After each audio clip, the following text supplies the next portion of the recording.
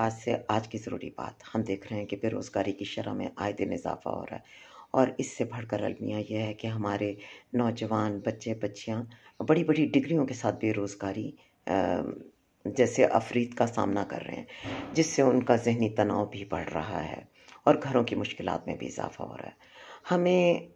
یقیناً سوچنا پڑے گا کہ ہمارے نظام تعلیم میں یا ہماری جو علمی بصیرت ہے اس میں ایسی کیا کمیاں ہیں کہ ہم اس مقام پر پہنچے۔ بھلے وقتوں میں لوگ اپنے خاندانی پیشوں کے ساتھ جڑے رہتے تھے، نسل در نسل ہنر منتقل ہوتے تھے، تربیت منتقل ہوتی تھی۔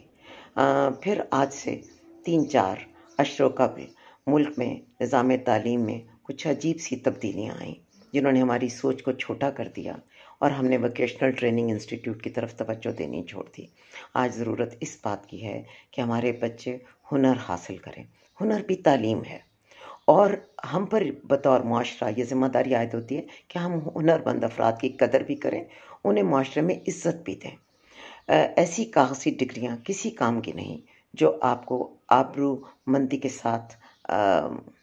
کمانے میں مدد نہ دے سکیں یا وہ آپ کے گھر کا چولہا نہ جلا سکیں۔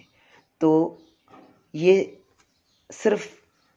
پڑھی لکھی ایلیٹ کے سوچنے کا کام نہیں، یا یہ حکومت کے سوچنے کا کام نہیں۔ والدین کو بھی اپنے بچوں کے شوق جستجو اور بچوں کو خود بھی